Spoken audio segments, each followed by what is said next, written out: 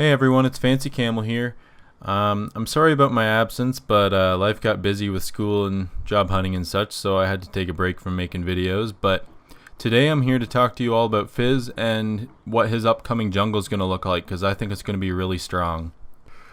Now you may be asking why Fizz jungle, and for starters, he's a prime Lichbane user, and the recent Runeglaive enchantment's getting some buffs, so that's helpful for him if you want to go AP. But more importantly, the new Sated Devourer enchantment coming soon to the rift near you is going to allow him to put out crazy amounts of damage whilst being able to build tanky.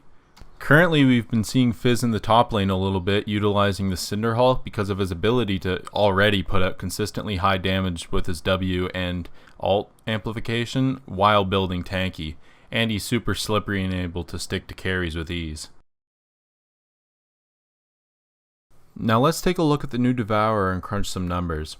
So for those of you who don't know, the Sated Devourer is similar to Pharaoh Flare or Seraph's Embrace in that it upgrades once it reaches a certain number of stacks. In this case, the number of stacks is 30 that you need to reach with the Devourer enchantment. So that's 1 stack per large monster champ, 2 stacks per rift scuttler, and 5 stacks per epic monster. And upon reaching 30 stacks, the item changes. The item grants 60 magic damage on hit, 50% attack speed, and a cool passive where every other auto attack will trigger a phantom attack that triggers all on-hit effects a second time.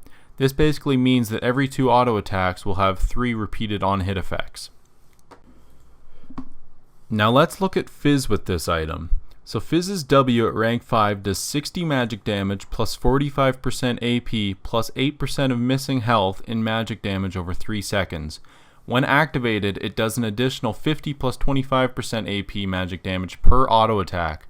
With Sated Devourer, this is approximately 210 magic damage per 2 autos from just his W alone, with no AD for his base auto attacks factored into this. Now looking at the Sated Devourer's isolated damage, it'll deal 180 damage per 2 autos, 60 on the original, 60 on the second, and 60 on the Phantom auto. Finally, the last item I want to recommend in this build is Wit's End. This item isn't seen very often, but in my opinion works great with both Fizz and the Sated Devourer. It gives an extra 42 magic damage on hit, which when calculated with the Sated's passive turns into another 126 magic damage every 2 auto attacks. The best part though is that this item steals 5 enemy magic resist per auto attack up to a max of 5 stacks. This means you're reducing their MR by 15 for those 2 autos, which increases the damage from all of your spells, you're missing percent health from your W, and everything else, including the Sated's damage. Now let's add all this damage up. So before factoring in the enemy's MR, which if we assume it's a squishy target, they likely barely have any, and assuming 0 AP for simplicity's sake, every 2 auto attacks, Fizz is doing roughly 210 damage from his W, 126 damage from Wit's End, and 180 damage from Sated Devourer. That's approximately 516 damage every 2 auto attacks, as well as reducing 15 MR and 3 procs of 8% of their missing health. That's not to mention that this damage can also be amplified by 20% if Fizz lands his ult, and the Sated Devourer's 60 damage will also apply on every Fizz Q.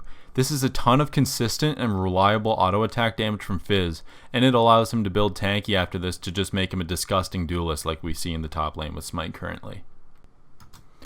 This video wasn't meant to discuss Fizz's optimal jungle path or masteries, but for runes and masteries for a Sated Devourer Fizz build, I'd likely go 2190 with a focus in AD because this is a very auto attack focused build with his abilities being used more for slipperiness and sticking to targets as opposed to more damage.